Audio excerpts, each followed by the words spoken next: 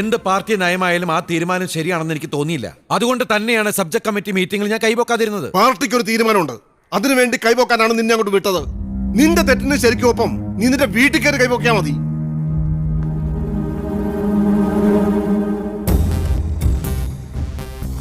ഈ ജില്ലയിൽ രക്തസാക്ഷിത്വം എന്ന് പറയുന്നത് വണ്ടി ഇടിച്ച് മരിക്കുന്ന പോലെയാ.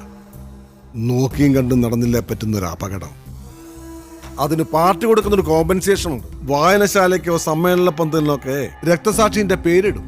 നിനക്ക് കിട്ടിയ കോമ്പൻസേഷൻ ഒരുപാട് വലുതാ, അസംബ്ലി സീറ്റ്. അതുകൊണ്ട് കൂടുതൽ സിദ്ധാന്തം ഒന്നും ഇങ്ങോട്ട് സപ്ലൈ ചെയ്യണ്ട. സിദ്ധാന്തത്തിന്റെ ശീലക്കേട് കുറച്ചുണ്ടായിരുന്നു നിന്റെ അച്ഛന്.